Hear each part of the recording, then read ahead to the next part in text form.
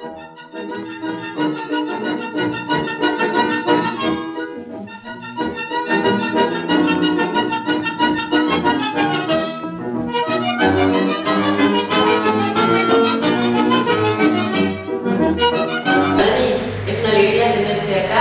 agradecerte muy especialmente que hayas aceptado hacer la entrevista aquí para este Milonguero. No, Moni, te agradezco a vos por haber tenido la gentileza de invitarme para esta entrevista, que para mí es una satisfacción estar acá contigo y dártela. Muchas gracias. Ah, no, por favor. Bueno, ¿cuál es el recuerdo del tango más lejano que tenés? Bueno, cuando mis finados padres me llevaban a la milonga y lo observaba bailar a ellos, sentado en una silla, marcándome cómo bailaban. Y así empezó mi trayectoria con el tango. ¿Y cuándo empezaste vos a frecuentar las milongas? No me tiraba tanto al tango, sino salíamos a bailar a club, a hacer rock and roll, fostro, que se hacía mucho en ese tiempo, ¿no? Íbamos más a esas milongas de... No era tanto el rock and roll, sino era swing, que era otro tipo de baile. ¿Esos fueron los primeros bailes que te animaste a salir a la pista? Exacto. ¿Y salir a la pista a bailar tango, cuándo fue? ¿Qué edad tenías? Bueno, ya te digo, no llegaba a los 20, pero era, ya te digo, chico, y a veces bailaba algún tango con mamá, pero ahí, no como bailarín, pero empecé a dar los primeros pasitos con mi finada madre. Cuando cumplo 18 años, para sacar la libreta de enrolamiento, que era tipo libreta como almacenero, para ir a bailar, a entrar a las confiterías del centro. No obstante eso, antes de frecuentar el centro, había muchos bailes, que los preferidos míos en esos años era el Sportivo Buenos Aires, Estudiante de Devoto, El Amanecer. Bueno, había infinidad de clubes para ir a bailar, ¿no? Pero cuando uno terminaba, no es como esa actualidad ahora, que los bailes terminaban a las 4, 5, 6 de la mañana, no. Ahí terminaron un poco más temprano. Y como uno quería seguir bailando, tuve la estupidez, ¿no?, de adulterar la libreta de enrolamiento para ir a bailar a las confiterías del centro. Ah, porque en los clubes podías entrar, pero en las confiterías del centro tenías... No, ya me veían que no tenían la edad como para entrar, entonces yo recurría a ese modo para entrar a la confitería del centro, que eran Nobel, Monte Carlo, Sanssouci, Piccadilly, Siglo XX, La Novena, bueno, infinidad de confiterías. ¿Y se bailaba de forma diferente en las confiterías del centro y en los clubes? ¿Bailaban estilos diferentes? Decirte en estilo diferente es relativo. Lo que pasa es que las confiterías del centro son salones muy pequeños. Entonces se bailaba con pasos muy cortitos y se bailaba bien apilado. No así en el club, que hacías otro tipo de paso más largo, tenías más espacio para bailar más abierto, en sí las piernas, porque yo siempre digo de que tanto las piernas como de la mujer tenés que hacer de cuenta que son pinceles, vas dibujando el piso muy suavemente, ¿no? Como si estuvieras coloreando un cuadro. Bueno, es lo que yo digo que es la forma de expresar el tango, ¿no? Me decías que llevas 65 años escuchando, bailando tango. Sí. Bueno, es un periodo bastante importante. Sí. ¿Y cuáles son los cambios más significativos que hayas vivido en todos esos años de tango? ¿En qué sentido cambio? De pronto, no sé, los códigos o el... Moni, en esos años que uno empezó a bailar había código y había respeto, que era muy importante en los bailes, sino en lo cual terminaba en agresiones entre hombres. Se respetaba mucho a la mujer, principalmente, como se respetaba al hombre también. Era un código que en esos años era muy fortalecido. Y a través de los años eso se fue perdiendo. Yo en la actualidad no veo esos códigos ni ese respeto que había en esos años. Y decías también que si no se respetaban los códigos terminaba en agresiones. Sí, sí, porque una falta de respeto era para una discusión, que era a veces peleas con justa razón. Lo que hoy vos lo notás dentro del tiempo que no nos vemos, que vas a los bailes y ya no existe ese código ni ese respeto y van directamente a la mesa y te dicen, ¿querés bailar? Vamos a bailar, te agarran, te toman, lo que en esos años no existía. En esos años lo que existía era observar a una mujer, que la mujer te observara como si fueran dos faroles que se enfrentan, se miran y se prenden y bailás. Y ella a su vez, si está a gusto, te va a decir sí. Y eso es muy lindo. Y eso en muchos lugares se ha perdido. Acá en la Argentina sigue, en partes sigue existiendo. No así en Europa, que es otro tipo de educación. En Europa en algunos países ves que hay un cabeceo, pero es un 10% y un 90% no. Van directamente por amistad o por conocimiento, o por verse asiduamente, se agarran, se van a bailar. Lo que acá en Argentina, viste, eso no lo ves mucho. Sigue existiendo, gracias a Dios, el cabeceo y el respeto a la mujer. En algunas milongas. Mucha gente viene, como decimos los europeos, viene a tomar clases acá a la Argentina, tanto de vals, de milonga, de tango. Pero lo más importante sería tanto otros maestros, otros profesores, como así mismo nosotros le inculcáramos el cabeceo. Eso sería muy lindo que lo asimilaran bien, como en el sentido de la rotación en un salón, en una pista, como la aguja del reloj, de no cruzarse, no volver hacia atrás, siempre manteniendo su aguja como un reloj y no haciendo cosas que prohíben a otras personas de tener un baile. Antes hablabas del respeto, decías entre los hombres, hacia la mujer, y también en una pista hay que respetar a las otras parejas. Desde ya, vos calculás que si vos estás en la circunferencia de un salón, estás bailando, siempre tenés que mantener un lugar, no pasar a la pareja que va delante tuyo, es una falta de respeto, ¿no? Pienso de que tenés que tener tu tiempo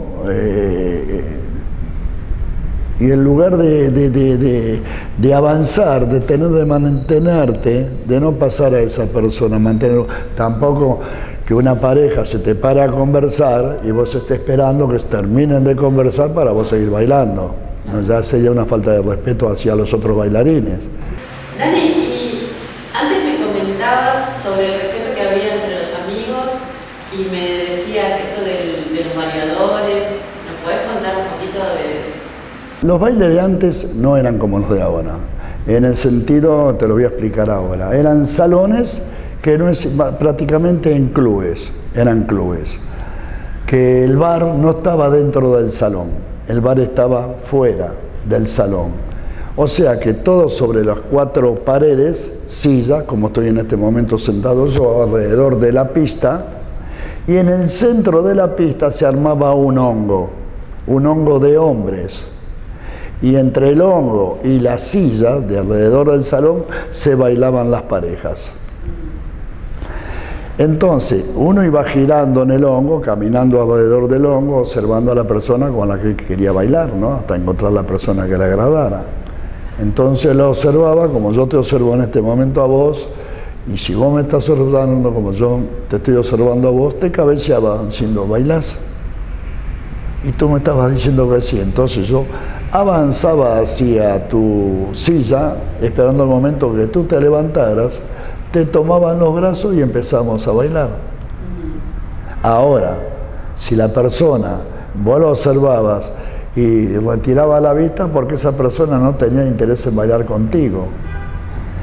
Amén de eso, si tú bailabas conmigo una tanda porque a mí me llamó la atención de tu vestido o tu forma de bailar o tu peinado y repetíamos 2 o 3 o 4 tandas de baile, mis amigos decían, algo pasa acá con el flaco porque ya bailó 4 tandas con esta persona Entonces esas personas que estaban conmigo me conocían, no te iban a sacar a bailar.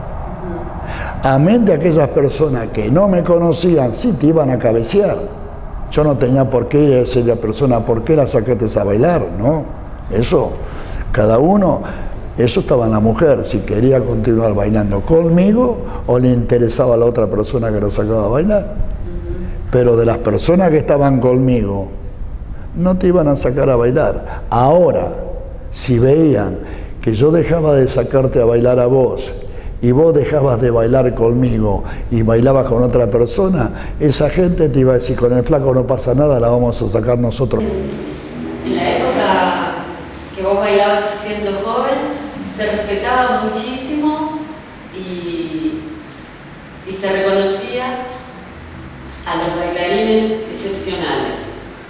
Bueno, ya te digo, uno que se anodadaba, quedaba anodadado, no creo que hayas tenido el gusto de, sos tan joven con 34 años que no tuviste el gusto de conocerlos.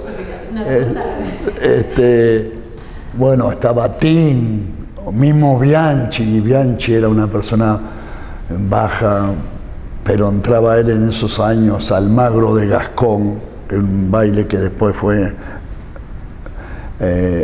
Almagro, el antiguo Medrano. Exactamente, bueno, estaba antes en Gascón, después fue a Medrano.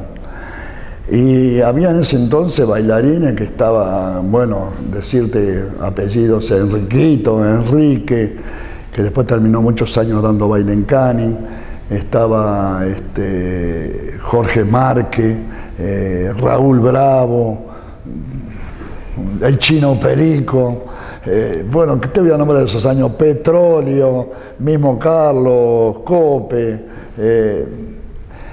infinidad de bailarines. Llegaba Bianchi, que era un bailarín como todos los que te nombré, y en un tango te tiraba 30 figuras. ¿Cómo iba a decir, este es un monstruo?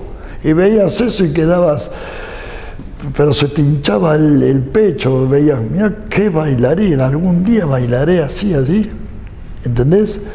Cosas de todas propias de uno, que uno trataba de no copiar lo que hacía el otro, eran todas cosas de como te digo, ¿cómo te podría decir? De improvisar uno mismo. Y digo, y vos hoy también tenés tu nombre, en cualquier lugar del mundo donde se baila tango, se menciona el Flaco Dani y todos saben a quién nos estamos refiriendo. ¿Cómo lograste, cómo te convertiste de un bailarín del montón a el Flaco Dani, marca registrada? No, te voy a decir, Moni, con todo corazón te lo voy a decir. Llegué, no sé, yo bailaba tango, ya te digo. Decía que vos lo conocés, el Chino Perico, decía, vos tenías que verlo a bailar al Flaco Dani cuando tenía 30 años, lo que era bailando D'Arienzo. Volaba, era un bailarín. Y después empecé estando viajando ya, ¿no?, a Nueva York con Omarcito Vega, empezamos con la milonga traspié y me incliné a la milonga, me tiré a la milonga traspié. No sé si serán las cosas de que a veces hago y dice, mira lo que hizo este loco, que me salen como si Dios me iluminara las piernas y las piernas dice, pero mira el flaco, qué milonga traspié, y así surgió el Flaco Dani, ¿no? Porque os ha dicho, acá está el Juan. No, como siempre digo, en el tango no hay ningún número uno. En el tango está todo inventado. Hoy ves en las exhibiciones que la colgada, que la volcada, que la tirada. Eso lo hacía Jorge Márquez en el año 54, en el año 60. No hay nada nuevo. Está todo inventado en el tango. Que cada uno tenga su estilo, o orillero, o fantasía, o salón, o contemporáneo. Cada uno busca su estilo de baile. Yo no lo voy a criticar, siempre y cuando sea tango. Siempre y cuando sea tango y se baile con el corazón. ¿Qué condiciones tiene que tener para que sea tango? Mira, la música entra en el oído y en particularmente a mí me va el corazón. Y primeramente bailo para la mujer que está en mis brazos y después bailo para la gente. pero siempre con el corazón, si no, no podría bailar. Si no sintiera el tango, no podría bailarlo. Me decías que había competiciones, campeonatos y competiciones en aquella época, pero bueno, eran bastante diferentes a lo que conocemos hoy por campeonatos. ¿Cómo era? Concursos de tango que se hacían con un número, como se usa ahora en los campeonatos mundiales, en la cual, sabés, como te digo, yo fui jurado, durante 9 años fui jurado. Y las personas que iban a la milonga, a los clubes, con la entrada, ponían detrás de la entrada el número del bailarín que le agradaba. Y eso iba a una urna que quedaba al costado de la pista. Y al final del campeonato se miraba a la persona que más votos tenía y ese era el campeón. 65 años que comenzaste con el tango, pero hubo una interrupción, me decía. Sí, dejé unos años. Menos de 10. Menos de 10, exactamente. Pero lo que me interesa sobre todo es que puedas compartir con el resto de la gente la anécdota que me contaste. ¿Cómo te reinsertaste? Yo andaba con taxi, tenía taxi, trabajaba en taxi. Y una noche fortuita, trabajando de noche, me sube un pasajero. Bueno, me da una referente a una dirección y en un momento determinado me dice, ¿qué, no me conoces? Con ese tono de voz. Digo, ¿cómo dijo? Digo, si no me conoces. Entonces, como te digo, soy medio belicoso, un poquito belicoso. Me doy vuelta y ¿quién era? Carlos Eduardo Gavito, que hacía cerca de 15 y pico de años que no lo veía. Cuando, bueno, paré el taxi, fuimos a tomar una copa, hablando, bla, bla, que se había casado, había tenido una hija que vive en Escocia. Bueno, ¿y qué estás haciendo vos? Y no, pero no, Dani, déjate, por favor, con lo que va, que no, andá a sacar el pasaporte. No, andá a sacar el pasaporte. Pero andá a sacar el pasaporte. Al otro día se me prendió la luz. Bueno, saqué todos los papeles que tenía que hacer y fui a sacar el pasaporte a la Policía Federal, al Departamento de Policía. Tengo el pasaporte y lo vengo a ver al Bocha, que durante la semana no habíamos visto de baile y todo. Digo, mira, ya me llegó el pasaporte. Ah, qué suerte. Bueno, vení mañana a casa que te quiero decir algo. Sí, cómo no. Me voy al otro día a la casa del Bocha, que en ese entonces vivía en Avellaneda, en la casa de los padres. Me dijo, sentate, a ver el pasaporte. Dice, bueno, mira, toma, ¿qué es esto? Acá tenés $2000. Sacás el pasaje, tenés que ir a Italia que te está esperando una... ¿Qué? Tenés que ir a Italia que te está esperando Katia Scapinetti, mi compañera, para que trabajes allá. Y así empecé. Así el Bocha, ya te digo que hablar de Gavito es algo que lo tengo muy adentro, lo sigo queriendo, lo tengo presente en todo momento. Es una persona que es imposible de olvidar. Lo extraño mucho, lo extraño muchísimo. Y bueno, y así está el flaco Dani, llegó a ser lo que es hasta la actualidad. Lo conocí, obviamente no como vos, pero no tenía idea de este gesto tan hermoso que había tenido con vos y que era él el que te abrió las puertas de... Pero lo que le agradezco a Dios inmensamente de haber conocido la cultura de tantos países, sí, que fue lo más bueno que me pudo haber dado el Bocha, de llegar a Italia, Francia, París, infinidad de países y ver cómo vive esa gente, las culturas que hay, Torre Eiffel, Notre Dame. ¿Cuándo iba a conocer yo trabajando de tachero, claro, de taxista? Y en sueños.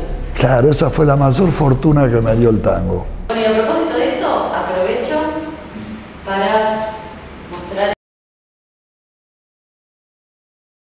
Yo cumplo el 8 de mayo, los 77 años, y me hacen una recesión en Rumania que para mí fue una sorpresa y la verdad que estoy emocionado porque ya te digo, lo que hizo Lucía es cosa de no creer. ¿Ella lo organizó? Ella me organizó todo, sí, Lucía Mirza, mi compañera de baile. Bueno, Dani, un placer enorme haberte tenido. Realmente, si me pone muy feliz que te abras de esa manera y que compartas. Hace muchos años, sí, prácticamente años que no te veo. Por eso cuando me llamaste te dije lo que esté a mi disposición, lo que necesites, si esté a mi alcance, contá con ello, lo que sea, moral, espiritual, lo que sea, contá conmigo para lo que sea. Fue una sorpresa cuando Tito me dijo, mira, te quieren hacer una... Digo, La Negra hoy, bueno, La Negra en el buen sentido de la palabra, ¿no?